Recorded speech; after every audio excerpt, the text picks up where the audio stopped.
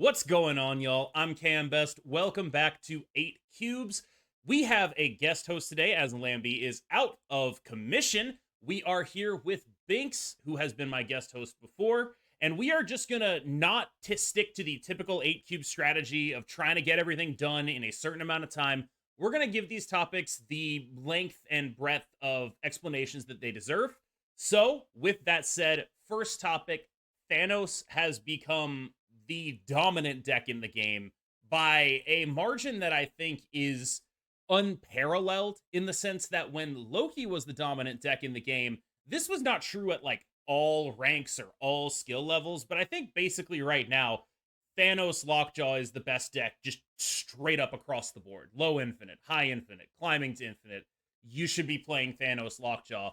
And it's actually, people talk about like how, it's we've been in like one deck metas for a while, but this is a like very powerful one deck meta to be in, and there's a lot of reasons for that, but the main one is that a lot of the things that you would use to counteract a strategy like Thanos, i.e.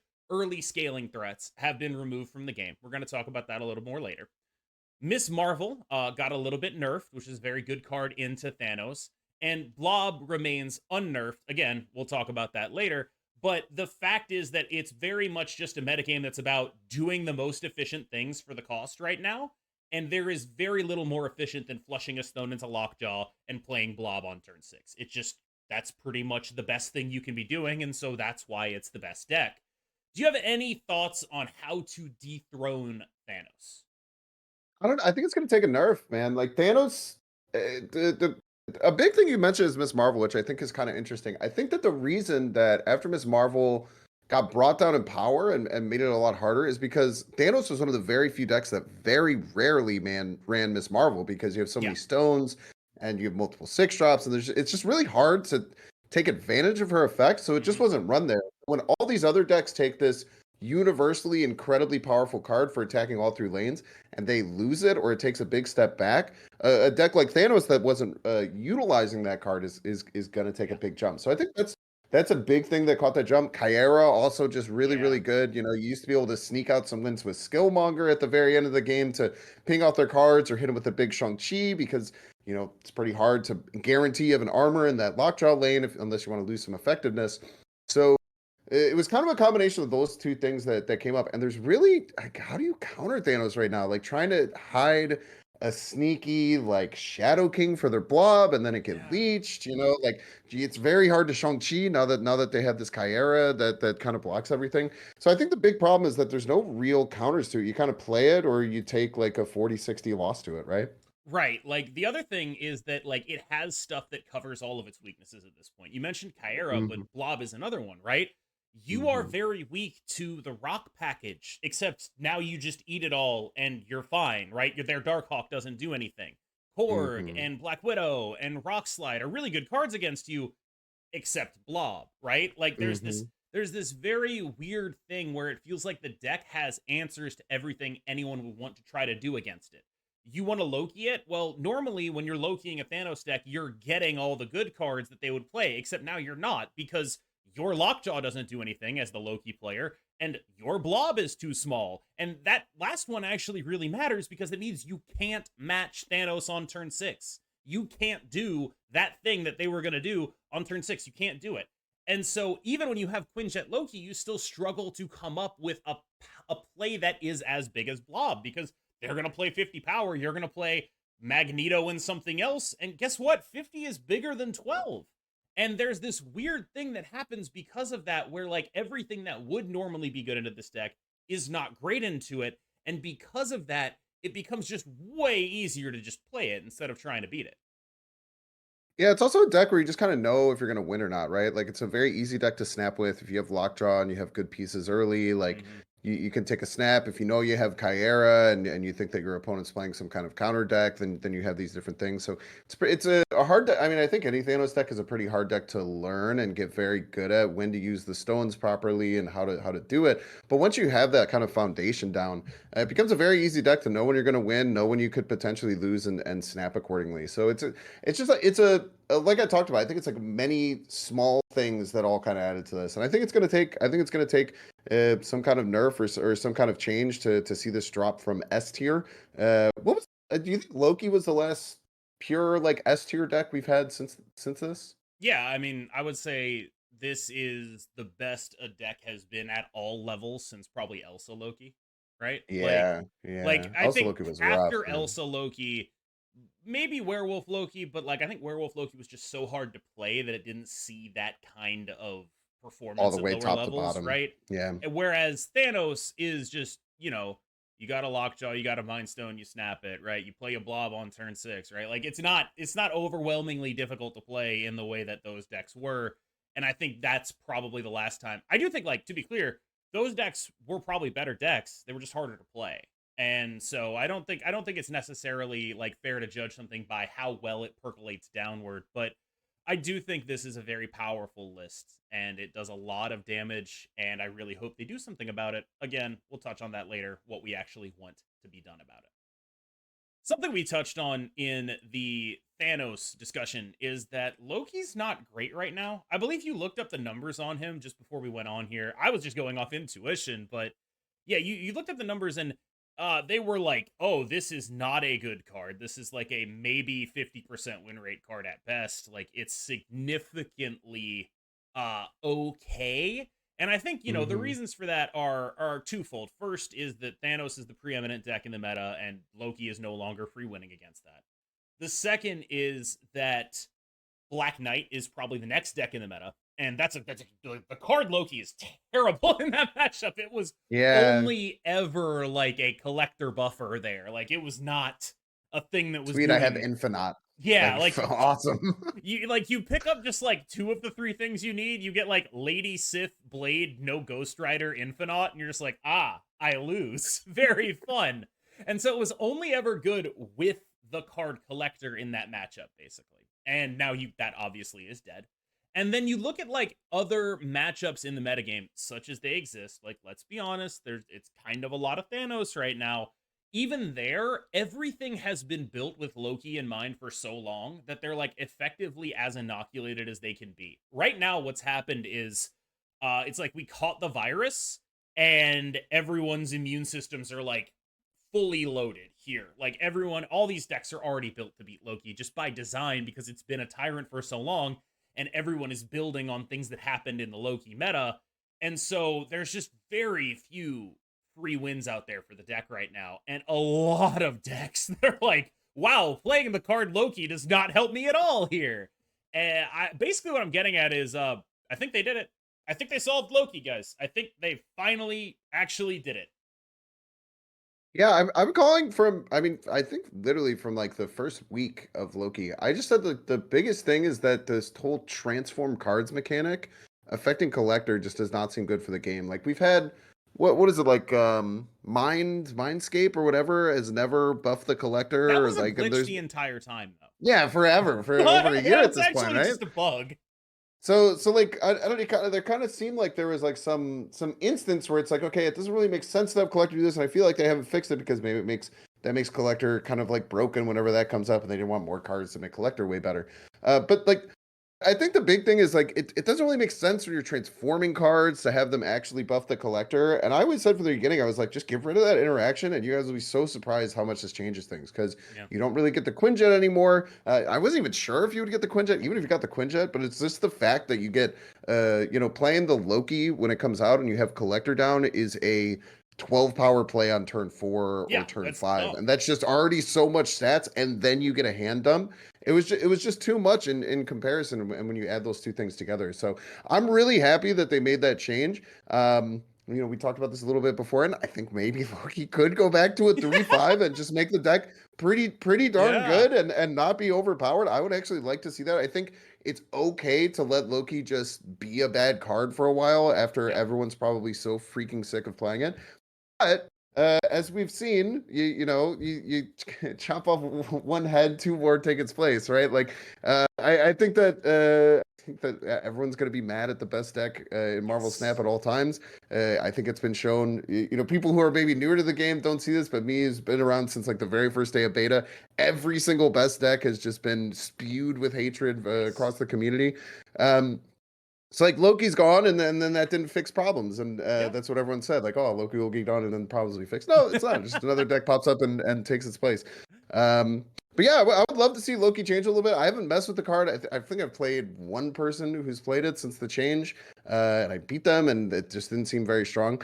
But I think that what's cool with Marvel Snap and having all these levers for being able to move cards up and down, and these constant patch changes is that they've shown that when they nuke a card and it becomes really bad, they could leave it there for a while, and then they could, maybe make some changes to it, or maybe fundamentally change the card a little bit and have it get brought back. So I think we should just be happy right now that Loki's kind of gone, and see if they do want to make those changes in the future to change things up. And I think a big thing you have to worry about. A lot of people loved Loki, and I think that's probably why even the stats are not plummeting even further, is because it's probably people who are so used to playing Loki and how the Yeah. deck's supposed to function, that they are continuing to play it. So like bringing that back, and if someone was like pretty much like a Loki one trick, which I'm sure a lot of people would snuff their nose at, but people like playing card games differently than you, and that's okay. Some people were just Loki one tricks, and now their deck's completely gone, and it's probably bad for them. So I do hope that it comes back in some semblance in the future, but definitely not in the S tier state that it was for such a long time in Snap.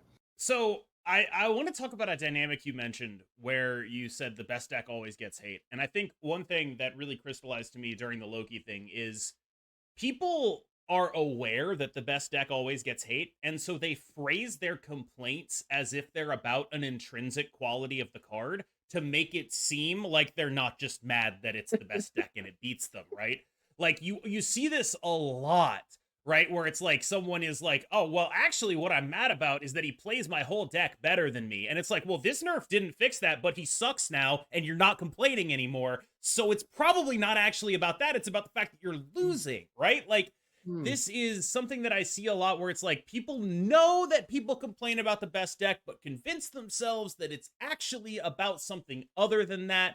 And I just want people to be a little more intellectually honest. I hate Thanos Blob because the play patterns suck, yeah, but also if it wasn't really good, the play patterns wouldn't suck, right? Like the play patterns suck because it's a really strong Because it thing to makes me do. lose, Yes. and I don't want to lose. Yeah, the play patterns suck because I constantly have to play where's the blob going if I want to win the game. And if I didn't want to win the game, I gotta say it probably wouldn't be that terrible. But I do, so it's bad, right? Like there's this thing where people know that their criticism has a likelihood of being deflected if they make it sound like it's about being mad at the losses. But I think people need to get more comfortable saying, like, look, this card is too good at what it does. Here's what it does, and here's how you can fix it, as opposed to just saying, like, I think this cropped up a lot around Eliath, where it's like people were like, oh, I'm mad at Eliath because of what it does. And I think that was true about Eliath, but then people noticed that those criticisms were getting taken more seriously. So they just Hmm. apply that over to Loki. And it's like, no one cares about Loki if it's not actually good. They just don't. There's nothing inherently unfun about that. Like, not a thing. Sure. Yeah. And I think that is something that's really worth taking into account the next time one of these cards pops up, basically. Very true. So, one dynamic that comes up a lot is just how often Second Dinner nerfs stuff and buffs other stuff. And I think the reason this comes up is because it's not necessarily about someone objecting to a game changing quickly. It's someone objecting to their investment being forcibly depreciated by a significant margin. So, for example, let's say you bought Miss Marvel, you had your fun with her, and then she got nerfed. Now it's not fun anymore. You bought Werewolf by Night, he was amazing, and you bought him for the purposes of winning games, and now he no longer fills that criteria. He's not winning you games at the same rate, if at all.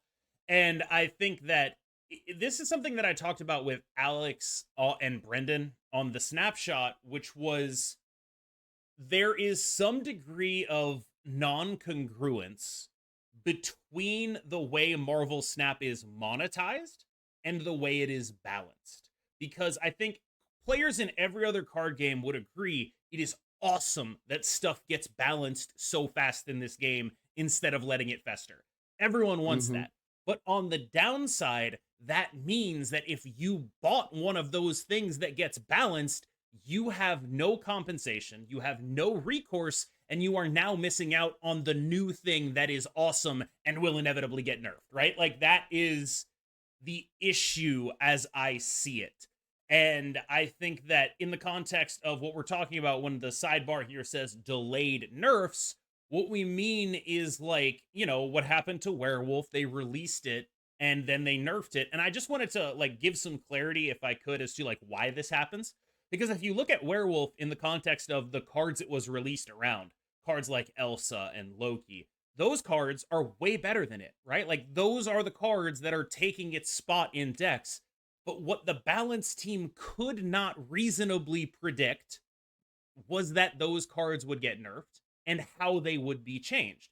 And so a card that was balanced in the environment that they were creating it by the other ridiculous cards in the format was not balanced once those ridiculous cards were brought back in line. And I think that is something that is on some level unavoidable and needs to be addressed in the form of not necessarily compensation, but resolving that kind of non-congruence. Like, that's gonna happen again. By definition, there's gonna be that same kind of effect at some point where, like, they're testing stuff for, like, summer right now or whatever, right? And so if they're building the summer cards expecting several of the spring cards to remain as what they are, and those spring cards end up being busted and getting nerfs, well, then they're building the summer cards for an environment that isn't real. And I think that that is an inevitability, and that kind of non-congruence, rather, like, people like to talk about it like it's intentional. Like, oh, they're releasing busted cards and nerfing them so they can milk us for money. And I think it's actually not intentional. It's just unavoidable. You can't not have a card like that when that is the way your card game is designed, which means the thing that you need to change is how it's monetized. Interesting. Are you saying that the player base takes the least charitable take on every single thing that Second Dinner does? Not every single I, thing. I think a lot of things.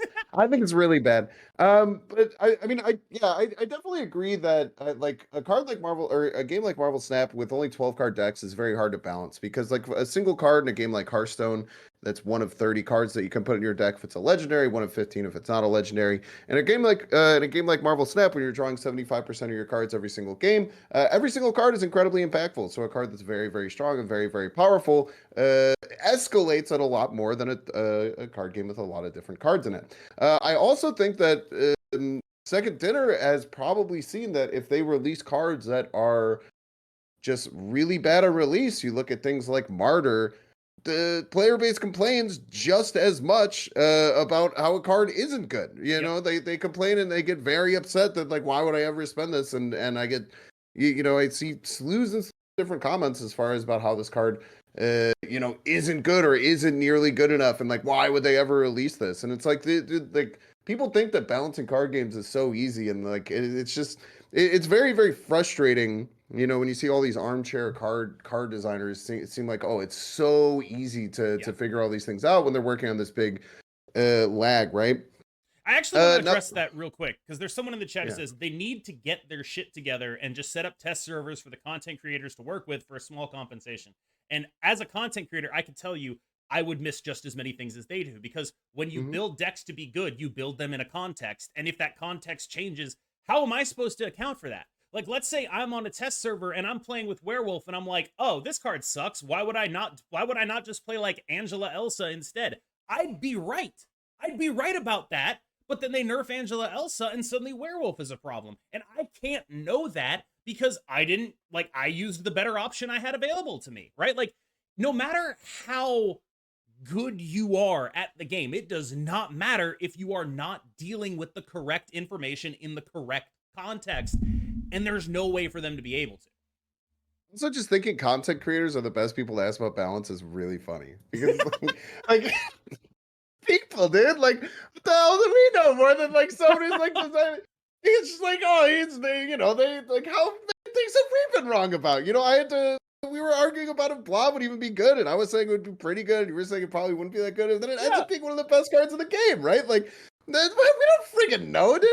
It's just And like I said, man, people just like I think it's very easy as a person to look at a card game, and especially a card game that you spend money on. If something happens that lowers your min-maxi value of the exact cards that you want to get, and get Hmm. frustrated about that, and say like this is a problem, it's probably easy to solve. They should just solve it. And like that's just like I feel like that's just not a realistic way of looking at the world. If that's how you want to look at it, like every problem that goes on, like with a game like this, like you're allowed to, but like having nuance and actually trying to like think about like different things that they could do. I do think that I used to be kind of on secondary side about like giving like when they nerf a card, giving like tokens back to people who bought it. I used to kind of like understand like their point with like the collection level, but Yeah. now Now I that things have changed with how they draw cards, and now that things have changed with it's not necessarily just you pick up the cards along the collection level, but there's like these cards that you spend tokens on, and tokens are so scarce. Now I definitely think that the conversation for having something like that when there is a buff, and especially like if they can find some objective way to say if it's going to be like a nuke buff like the most recent buff to Loki, or a soft buff like the previous nerfs to Loki, right? And I don't know if there's an easy way to do that, or if there's like a very simple solution to doing that. But if there could be some way where it's like, hey, we realize that this nerf based on our playtesting is going to lower the power of this card by a significant enough margin on our end that it does warrant some kind of like response as far as tokens. I think that would go a long way, even if it was kind of small to a lot of the player base. And I certainly think that is something that should be looked at this point, is having some way of like getting back nerfs when they are nerfs that look like it's going to completely change the power level of the card and the playability of the card. Next up is Meek. Bad Morbius. Not really sure what this card is doing. He's like a card that has like just rancid vibes to me. I just don't see how he's supposed to be a card I'm gonna want to play. He's like a card I will put in discard because discard has no one drops, but not a card I'm happy about. Like it's like, all right, if I play Modok, this guy's like really big. That's cool, but I'm not sure I want to play discard ever. So like, I guess this is a card. This has Hercules vibes. Except, I honestly think Hercules' point potential is higher than Meek's is, just by virtue of being a bigger card that can do more things. Meek is only ever going to be bad Morbius. And I gotta say, I do think Morbius is actually probably one of, if not the strongest card in the discard deck. I don't think the deck really exists without him. I think it would be good if there was some redundancy for Morbius, but having it be this bad is a little awkward to me. Morbius is ongoing for a reason, so you don't have to draw him first. Meek is not. Morbius gets +2, Meek gets +1. And I get that 1 energy is a lot better than 2, but does it have to be that much worse in order to justify it? I guess I just don't know. I think this guy does not have enough levers on him to balance. He's either going to be way too strong or way too weak at a 1 cost, because if you want to make him like get +2, he's like kind of obviously stupidly good. And if you want to have him get +1, he's just kind of very mediocre, and there's no real in between on a card like this. So I'm happy that Meek exists. I think discard decks could use the tool, but I don't think he moves the needle in a real way. And I think it's tough for a 1-drop to move the needle in a real way on a lot of these archetypes, especially if it's just like alt Nebula is how I would describe him, where it's like, you draw this on turn 1, it's very good. If you draw it on turn 5, you never play it. It's just one of those, right? I find it hard to believe you might not get more out of something like Iceman or whatever. I actually really disagree with that, interestingly. I think it's because I was playing a discard, kind of like a classic discard deck that cuts the swarm. You kind of just put good cards into the deck to kind of fill it out. Like it had things like Miss Marvel and like Nebula to kind of fill out mid-level power curves, and you aim to Modok on the final turn as opposed to Modoking on the very first turn, or on the fifth turn, and then playing Shavas with your swarms. And I had some pretty good success with it. Now, is it something that I think is something that's going to break the meta? No, but I do think that redundancy is very important in decks like that. There's no real 1-drop in discard outside of Blade that's pretty good. But because like you can do things like Blade Modok on the very final turn. But I think your There's a couple of things about Meek that are really good. It's early scaling card, which we'll talk about Hmm. later, which is one that probably won't get nerfed. But I there's also an unpredictability of it that's annoying for both you and your opponent. Like, can you imagine looking at your opponent potentially playing Modok on the final turn and they have a Meek and you're just like, where the hell is this little piece of garbage going to end up? It's gonna be like a 1/8 somewhere, and I Yeah, have no idea where. yeah. Like, how the hell do I play around that? I think redundancy is pretty important in Marvel Snap, and even though it's probably is going to be a worse Morbius, you now can draw either of them, right? If you just didn't draw Morbius until the final turn, it sucks. I have to Modok my hand kind of anyway, so I'm just going to lose this. If you draw one of them, then it's pretty good. So I think that the redundancy is actually going to be pretty important with this, and I do think that people really sleep on classic discard decks. Now, I did have a pretty small sample size. I think I played about 30 games and high infinite with it, and it did pretty well. It was like just under a 60% win rate. But it still feels like a deck that you can maybe not at the top of the ladder be competitive, especially not against this kind of Thanos Goliath deck, or this Thanos deck that's kind of like this big loop presence right now. But I do think that it's an interesting option as like a tier 3 deck. And I do think that Meek absolutely makes the cut and does make it better. You said if you draw it on turn 5, now you want a Modok on turn 6. So if you play it on turn 5, you Modok on turn 6. You just got like a 1/6 or like a 1/7 if you have a Dracula that's on there that's going to end up somewhere. Now, I do think it's cool that they're trying to mix the move discard archetype. I don't think it'll ever be used No, in any God, move deck Jesus. whatsoever, Do but not it's put Craven cool. in your discard deck. I'm begging And you. interestingly, the only problem is going to be if your opponent has Craven, then it's going to. So Craven's in the meta. You just can't play this card. Probably. I didn't think about I that think until I think right the now. other thing about this guy that's so sick is like you're gonna be like doing a bunch of stuff, but it's like if you accidentally get him on the location where you need him, you can't discard anything else. Like Yeah. I think about like, oh cool, I can get into Sanctum Sanctorum, right? And then it's like, he's in Sanctum Sanctorum on the turn I need him to not be there, and so he just leaves. He just zips away. He does a little bug dance away. I Oh, just someone mentioned Kingpin yeah. too. God, Kingpin. Just I just give don't yourself see a it. -6 or I something. don't see it. I'm sorry, but like also Kingpin, the thing is very funny because like he'll go there and get his power, and then he'll just get like murked. I think that's sick. I people talk about new Kingpin in ways that bother me. I think they should respect the man that demands his taxes and pay up. All right, you gotta pay up when you enter his territory. Let's talk about Blob nerfs. Everyone's most favorite card, Blob, the 6 Infinity, 640, 655, 637. I'm just naming some stat lines here. He's very, very large, and I think a lot of people are wondering how they'll actually deal with it. I think the major thing I think about when I think about Blob is I think of two cards. The first one is Devil Dinosaur, and the second one is the Infinite.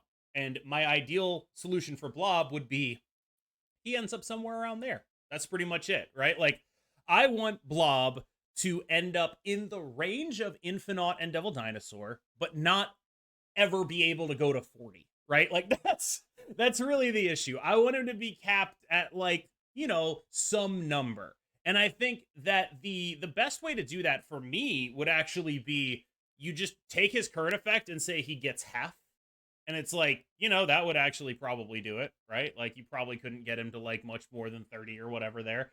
But whatever it is, you want him to be in range of Devil Dinosaur, not twice as big as Devil Dinosaur. I think there's some argument that's like he should always be smaller than the Infinite.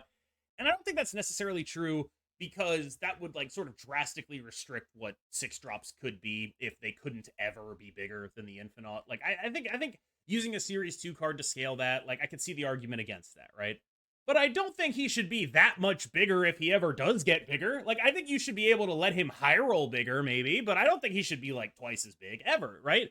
So if I were them, my solution would involve whatever they come up with should get him in like average 17, 18, 19 range. That's what I want from the guy. I want my blob to be like average 17, 18, 19 with the chance to go like a little bit higher. I don't want him to ever hit 40. If I ever see a blob hit 40 again, I'm uninstalling. Which is bad because I'm about to play a bunch of Marvel Snap after this, And as far as I know, he's still the same card, so Yeah, the only problem with just like saying half, in my opinion, is that he becomes you play this in Thanos and nowhere else. that's And what he it's is kind of like already. I mean I disagree. I think that there's ways that you can utilize him in things like ramp, and you could build your deck to just use him as like a evolved Hulk, which is what a lot of us thought he would be, where he just kind of comes out as an evolved Hulk if you have 12 cards in your deck. But I still think there is ways that you can utilize him now outside of it. But if you just say half, I I think that just makes that impossible to ever do. No, he's definitely most powerful in Thanos and in his best decks in Thanos. But I certainly think that getting rid of any possibility of playing him outside of Thanos is not smart, in my opinion, or just not good for game design. If this card just becomes an ipso facto only Thanos card, I think it's an interesting card that has some cool things to it. Um, One thing there's a couple things that I could think about doing, which are interesting. One could be setting a power cap, and if he goes over the power cap, he kills himself or something like that, or like wouldn't that be really funny if this Yeah, has like more he than 30 power, overeats. like it goes back to zero? That Yeah. that'd be really funny. Like, and then if you played it at Thanos deck, you'd have to like really kind of math out exactly how to get him as high as possible, but then accidentally blow him up. That could be I really funny. love I that don't know if actually. that's something that would implement, but I think that would be hilarious. So you kind of have to like there's this extra skill cap of keeping him as close as possible without going over. Um, then like limiting how many cards he eats, like eat 3, eat 4 cards or something out of your deck, so that again we don't have this Thanos problem. But he's still because I think here's the thing. I think he's kind of fair in non-Thanos decks. I think he's a fair card in Yes. non-Thanos decks in many ways, which I think is cool for a card like that. And the fact that Thanos kind of breaks him, maybe making some way where it's like he eats 4 cards, he eats 3 cards, something like that to kind of adjust him and be able to throttle that lever of how good he gets. Because like I said, I don't like that he's. Well, I think he's an interesting card. I don't like that he's only a Thanos card, basically at the highest level. And I think that I want to see them find some way to adjust him that allows him to see play in other decks without only putting him at a worse version in Thanos. Yeah, I think that is the main issue, right? Because like everything I see is just like, okay, I just think that like I want him gone. So I'm definitely being like a little more like cutthroat with it, where it's like I want this guy to stop being 40 power. That's what I Sure, want. yeah. I want this guy to stop it. And I don't really care how we get there. I just want him to stop. And I think that like, there's a bunch of different ways for them to get there, but the main thing is they need to get there. Hmm. Like, this guy sucks.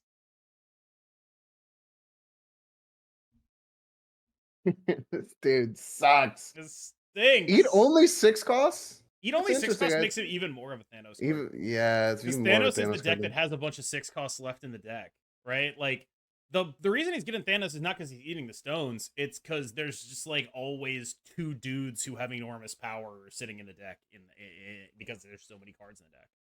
Hmm. Like it's That's not. interesting. I don't know. Yeah, it's not. It doesn't. That's not how it works. I think. Next up is Sarah, who has been seeing like what you could describe as a resurgence. She's in the Black Knight deck, she's in her own deck, she is in the Living Tribunal deck, and I think a lot of that is because of I guess I would say the changed tenor of the game. There were things that were way stronger to be doing on turn 5 than Sarah, and you can argue there still are. Cards like Leech and Legion are still around, but the Hmm. reason Sarah was so awkward is because you were able to put out so much power on the early turns of the game with these sort of scaling threats. Like when you look at Silky Smooth, you had Angela, you had Craven, you had Silk, right? You look at Brood Abs, you had various Brood Abs shenanigans that were just like, oh, that's my entire game plan. What would I need a Sarah for, right? When you look at Loki, why would that deck need Sarah? Like these are all decks that are built around these early scalers. In Loki's case, always Collector, but sometimes Angela and Kitty and Elsa and all of those things. And so for the last, I would say, months and months and months of the game, these early scalers were the things that mattered. And now Sarah is able to come back because they don't matter as much. Because you are no longer getting so much power from your early portions of the game. Because there is now such an emphasis on increased efficiency, just the numbers on the card, right? Miss Marvel is a 415, right? Like the numbers on the card are what matters. And Sarah makes one of those numbers, the one you want to be smaller, smaller. And that is why I think she's back in the metagame right Yeah, I think it's cool. It's really happy to see. I remember we had a talk. I don't know, it must have been a few months ago, and we're just like laughing about Sarah. We're like, "Yo, it's not 2022 anymore." You know, like now.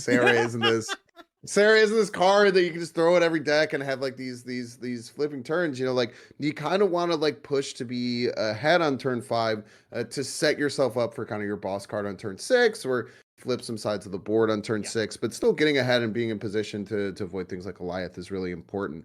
But I think that Sarah has kind of, yeah, like you said, it's kind of been like this Sarah tech deck that's always been usable, but has kind of swelled based on the meta as to how good it is to just try and lose priority on the final turn and use things like Shadow King and Shang-Chi and things like that to completely, and Enchantress to completely flip the board. And then there's this new version of Black Knight. I'm actually going to play a version of it later.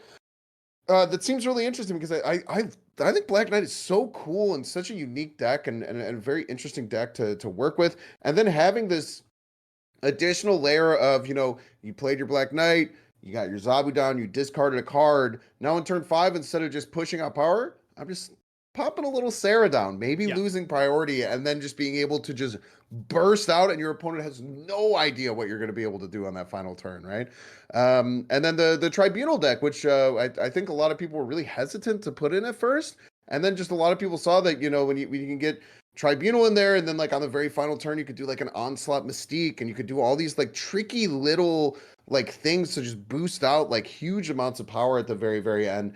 Some really, really cool things can happen. And I think it's cool to have a card like Sarah be back in the meta because I think that energy cheating, when it's done fairly, is really good for the game. I think that Sarah is a very fair energy cheat card where you make this big investment to lose priority and then be able to get some things back from it. Whereas like, you look at like old Zabu or, early like Quinjet Loki, and it's like, that feels like unfair energy cheat that Yep. it's like, it feels disgusting, right? I think fair energy cheat is really, really good for the game. Agreed. And I think that seeing these decks that kind of use Sarah to throw priority, because it can be really good against like maybe like where your opponent's going to play Blob, and then you could sneak, you could throw priority, and then you could sneak a Shadow King on it and try and flip one of the other lanes, right?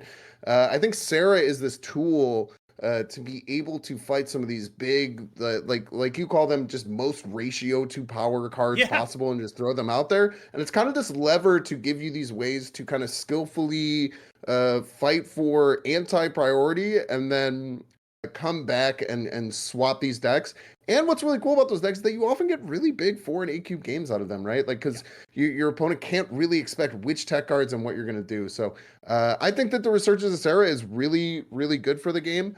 I think that it's giving like the fact that it's more viable now gives people outs that feel rewarding to play. I'm really, really happy to see it. And I'm excited to try and start interacting and utilizing Sarah in more decks to try and fight until the meta gets shaken up again. Let's talk about the early scalers, or more specifically, pour one out for the early scalers that we've lost in the past few months. This one's for Angela. This one's for the Collector. Oh, This one's sevens for and chat. Werewolf by Night. This one's for Elsa Bloodstone. Like, we keep losing them, dude. There are so many of these cards that, like, the entire first year of Marvel Snap was about these cards, I feel like these were the cards that mattered. And now we're finally getting to a point, or time traveling back to a point almost, where we're literally just doing like, here's some stats. The text on the card. Yeah, old Hitmonkey. He's not really an early scaler. He's a late scaler. Not exactly the same thing. But like, one of the things that I want to talk about is just how much I miss them. Like, I miss being able to put a card on the board and know that if I fulfilled the conditions, I would get something very good out of that, as opposed to just slapping down numbers. It almost feels like the game has gone backwards. We're playing more chill Wind Yetis. It's just that our chill Wind Yetis have the number 15 on them instead of 5, right? Like, that's like, we're doing more chill Wind Yetis and less interesting early game things. And I miss them. I miss the interesting early game things. And that said, like, I totally understand why they've chosen this direction, because when those interesting early game things are good enough to be really good, they are too damn good. Like, when those cards are good, they are the best cards in the game by a lot. That said, I mean, something I'd at least want to try is, like, can we bring Angela back? Elsa's dead already. They hit the major parts of that. They hit Elsa, they hit Kitty. Can we bring Angela back? Like, we just try. Like, it's a card everyone has access to. It's the cheapest of those scalers. It's the one everyone owns. It's a cool one card. Can we just bring Angela back 2-0? I just something to make me feel like the early turns of the game matter. Because right now, they don't feel like they matter that much, right? Like, even like before Loki got nerfed, there would be games where it was just like, all right, well, I'm not gonna play any cards until I play Loki on 4, and then I'm gonna win the game. And it's like, well, wait, what the hell? How is that a thing that we can possibly do? I want the early turns of the game to matter, and that means there need to be threats worth investing in on those early turns of the game. And I think when people talk about what they miss about the silky smooth era, that's what they miss. They miss that kind of gameplay, and I want it back. Please bring it back. God, let me have this. Yeah, I it's such a hard. I think what they've realized second dinner is that it's such a hard and fickle knob to turn is having these early game scalar cards Yeah. that, you know, when you're not that good at the game, you can't really like make it explode. So at lower levels the cards aren't that good, but at the highest level when people are optimizing their deck and their decisions so well, the card gets out of control. So I think what they've found is that these cards that are so much better from a skill perspective at the top level and are bad at the lower level are just really hard for them in their business to actually, you know, because it is a business, you know, like they have to care about. A lot of us only care about what happens at the very top because we're all clinically online people who play this game like an insane amount. Yep. But the vast majority of their player base is very, very casual players. So it's really, really hard to be able to kind of pull these knobs and levers. So what it kind of seems like they've done is they've just kind of gutted all of these cards pretty much and made it so that they just them, don't work. Like, yeah. and like I can kind of see where they're coming from. I do think that they maybe need to reassess and maybe kind of go on like an ebb and flow like they do a lot with their balancing, where maybe in a couple of seasons, we start to see the resurgence, some buffs of multiple of these cards. They start to dominate again. We see if some of the changes to the metagame and what they've done make it get out of control. Because, like, you talk about how much you miss these cards. A lot of people in chat are talking about how much you miss these cards. I've seen every single one of you in my Twitch chat complaining about how much you want these cards to be nerfed to the ground when they were really good. So, like, it's always these, like, you know, it's this ebb and flow thing where, like, I can see that as well, but like I know that all these people are also complaining about it, and so I see you. So it's interesting. I would love, like I said, I would love to see the the screen like the ring. Ah! I do I would love to see an ebb and flow kind of thing where, like, right now they're obviously probably the worst state they've been in ever. I think since like the most recent, like, just Elsa like foot on the back of the head stomp into the ground after she was already kind of dead. So that's what I would like to see. I would like to see them try it again because my assessment is that they probably got nervous that like the player base wasn't liking getting crushed by these cards that they didn't know how to play.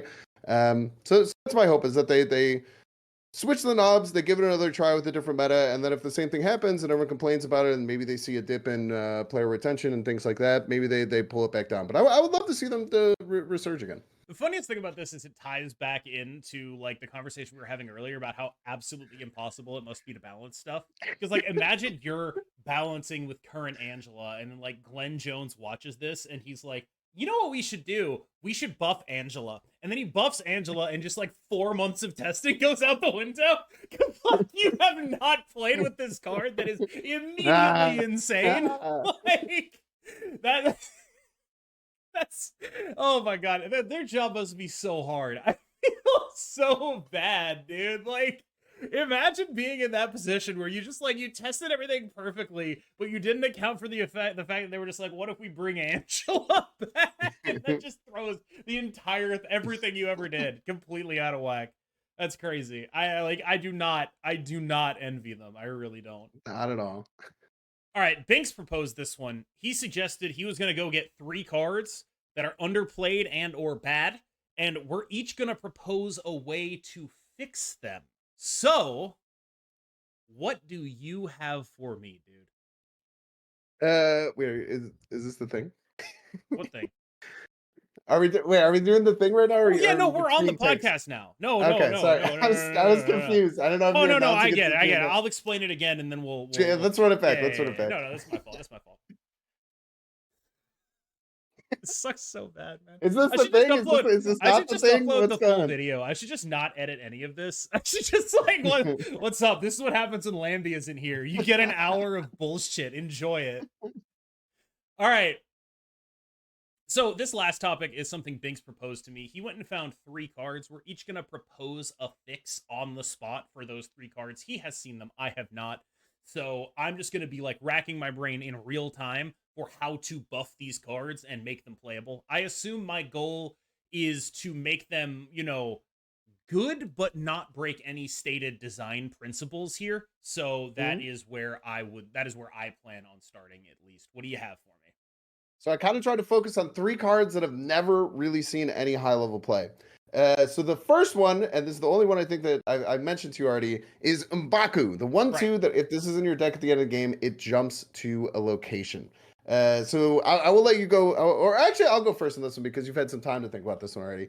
So what I think that M'Baku should get changed to is, I even think that there's like a data mine card that does this, is like have it say a losing location, or even giving it like +2 power and jump to a losing location. So it actually gives you a lot better chance of having that M'Baku come out and be impactful. Will it make the card great and probably playable in any deck? Still probably no, but god dang it, as a content creator, is it so good to watch M'Baku jump out of the deck and win you the game, and I want to see more. So my thought process is actually just a lot simpler. I would just make him a 1/3. I would just be Interesting. like, he's a 1/3 now, and then if you're interested in a 1/3, you play him, and you might get some free value out of it. I don't think they do that because they've pretty clearly established that 1/3 needs to be like for downsides and things like that. But Hmm. here's another one, riffing off of yours. What about he still goes to a random location, but if you're losing that location, he gets like +2 or +3 power. Like what Yeah. what about like that, right? Like that seems like that way he wouldn't be like stepping on anyone else's toes. He would still be like he's showing up there to do the thing. Because I think if he goes only to a losing location, he is very much just Captain Marvel. That's Captain Marvel. That's what Captain Marvel does. Hmm. That's what you're playing him for. But what if he's still random but better? And I feel like that's an easier pitch for me to make when talking about the way they design this game is like he jumps out of your deck, but if you're losing the location, he gets a little bit stronger. I think that one's pretty interesting to me personally. Like I think that would be like a little bit like I don't think I'd play the card, but I think it's a more interesting design. Do you think he'd be broken if it said "and destroy a random card" here? Yes. Yes, Jesus. Yes, What do absolutely. you think? Any you think it would be Would he you be think broken? any kind imagine you just shuffle it back into your deck with a lockjaw. It'd be the most broken shit of all time. I so disagree That that is would be the most worth broken shit of doing. all time. That Why is don't you play worth doing. Gambit then? Go because you have to pay a cost. You discard the card. When You have you to pay are a cost for Lockjaw and then pay the 2 power to put it yeah, into your but those deck. are things you already want to do. Those are things that you are already interested in doing. I When don't you think it would have break the card. I think it'd be extremely strong, especially when you compare like the amount of effort you have to go through for something like Spider-Man 2099. That'd be ridiculous. Do I think people would scream about it on Reddit? Yes, I do. I do indeed think. But that's not a big barrier. Okay, card number 2. Okay. A card that has been a huge topic of discussion for a buff. Elektra, the 1/1 that destroys an enemy 1 cost card here, has never seen any realistic play at the top level whatsoever because Killmonger exists. I'm gonna cheat on this one. Sure. I would not change Elektra. I would Why is not that? change Elektra. Elektra serves an incredibly valuable role in the early game experience of Marvel Snap. She gets you used to cards doing things that aren't just their numbers. She is a phenomenal, amazing card in those zoo mirrors that tend to show up a decent amount in the early levels of Marvel Snap. I would not remove her from that role. I think it is a great role for a card to have. I literally lost to an Elektra in High Infinite. By the way, I'm just throwing that out there. Like, this is not a card that needs a buff. This is a card that is currently doing its job extremely well. Not every card needs to be high and viable. Some cards have to be able to get players used to doing certain things in the early game. Elektra is so good at this. I think she is perfect as she is. I would love. I mean, I've seen a lot of people suggest it. I would love once you put down your second dinner PR cue card that they were just reading from there. Uh, just kidding. I'm a shill. They pay me I 2,000 just gold a think month. that I just think that's If they didn't pay me I'm 2,000 actually gold a think month, that's the I'd be like, exact thing. buffer. No, I they're think that's the right. exact thing They're that second dinner has said 100% about right. She Elektra a does bunch her of times. job well. It's good. I would love for her to attack 1 or 2 cost cards. I think that that could really open up. I think that it was more important that people were looking to buff that back in the scaling card meta when there's Yeah. things like very powerful cards like Elsa and different things like that. There's no real counter for except for waiting until the very end of the game and having a Shadow King or a Shang-Chi. So I think that it's maybe not as big of a deal. And I like the idea of saying 1 or 2 cost card because I think having it target 2 cost cards can feel pretty toxic. But if there's some kind of opening as to where she could attack 1 or 2 cost cards, I think it would be pretty cool. You might have to switch her to a 2/2 to have it. I think that if you're going for a 2 cost at exactly a 2 to have it, it would She work that couldn't be way. a 2. But She'd have to be I a do 3. You a know why? 3 She'd have to be a 3 because of bounce. because of bounce. Yeah, dude. Whenever there's like an actual great 2-drop, there's this like Mhm. line of play in bounce that involves like Korg, that card, Beast, and Elektra would be like roughly equivalent to what Black Widow was in there for sure. Sure. And it's like there's just like that just seems very annoying having your entire early Mhm. game just instantly deleted because they play the card. Like we're talking about how early games don't matter. That would be one way to make sure they really don't matter. Like I think that is very very it would also just like create a bunch of these like really awkward early game priority matters situations Mhm. because like you'd be trying to Electra some stuff and then get rid of your Electra before they can Electra your Electra. No, I'm totally out on her costing 2 with that effect. I think that is very unpleasant. I think at 3 she's completely unplayable there, but I think it is like a 2/2 with that. I think it could be pretty good. But you could definitely be right, and I think that bounce is something to worry about a lot with that. Last card that we're going to talk about. This card has seen so many changes since the dawn of Marvel Are you about Snap. to say You were Uatu? you were probably around early on in Marvel Snap where this card was a 2/3 that was one of the most broken cards in the game. And even though you have to clear your hand, you would still play Moon Girl with it to get multiple copies of it. It then went to a 4/4. It was essentially unplayable. It's now sitting at the 3/3 where people jokingly tried to play it a little bit. But of course, we're talking about Strong Guy, the 3/3 with ongoing if your hand is empty +6 power. My biggest problem always with Strong Guy was that you just played Dracula Apocalypse. It's always better. And that's still the problem. It's been the problem ever since it went to 4/4. I've tried to make Modoc on 6 decks that are really fun with Strong Guy, and they're fine. They're interesting to play. But every single game I would play, I was like, I would just much rather have Dracula APOC on my deck. It's just simply better. So, do you have any idea about how to change I Strong do. Guy, or what are your thoughts on Strong Guy? Yeah, make him a 2/3 again. Yep, just do that.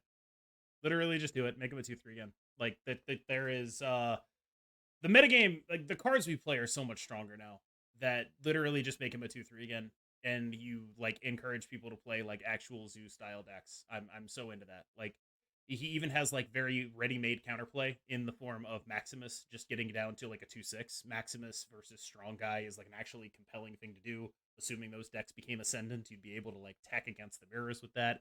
Then he would end up being bad. I don't see an actual problem with making him a 2/3 again. I think it is exactly fine at this point. I think they over nerfed him even for what he was then.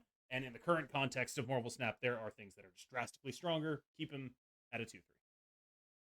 That's very interesting. Now there is an argument that he was also very good because there was another card that was a 2/6 at the time called Hell Cow, which is now a Yup. 4/8. But as a 2/6, Hell Cow was very, very good at clearing your hand out towards the late game, especially in those Moon Girl strategies. Um, it's kind of interesting. I immediately was like, "What the hell is this person on?" But now looking at the card and seeing how it sees literally no play at 3/3, you might not be wrong. I probably want to see it as a 2/2. They probably started as a 2/2, and I think that would probably be the right place to be because 2/9s is kind of crazy. Talk about early game scalers, man. Like, not very few of those would even ever get to 2/9, or I guess That's not some of the true. biggest ones could. Well, that's Yeah, not whatever. true. Shut up. Shut your mouth. Yeah, I actually don't mind that. I would say 2/2. I think 2/2 is a good place to start, but I mean, I don't think there's too big of a difference between 2/2 and 2/3. It is actually really funny to think about how this card that seemed so crazy overpowered at 2/3 might not be as insane anymore. Yeah, like it was overpowered then. It seems totally fine now. Like I'm totally 100% into that. Someone in the chat says, "Wouldn't 2-3 ruin the new player experience?" It sure didn't back in the day. All What I are you can tell you talking that. about? It was like one of 3 very strong things you could do, but now the new player experience is, I feel like at least the new player experience is very homogenized. You have like these ongoing decks, you have Devil Dinosaur decks, and that's kind of it, right? Like that's what you have. And I think that providing an avenue for Zoo in the new player experience to get a little bit of a buff is actually quite good, because when you think about all the stuff that has been buffed out of the ongoing deck in that new player experience, Spectrum, Namor. You might be like, what is he talking about, Namor? That's just like a 411 now, by the way. Like, I honestly think, Especially when Shang-Chi isn't real. yeah, like I honestly think that like it's actually just fine to have him be a 2-3. I think that's totally sick and encourages fun or deck variety in the new player experience. All right, y'all. We have officially recorded the longest episode of 8 Cubes of all time. Thank you so much for sticking with it. I'm gonna go play Marvel Snap now. BYNX is gonna go play Marvel Snap now. Thank you so much. As always, I've been Cam Best. You've been phenomenal. I will see you in the next one.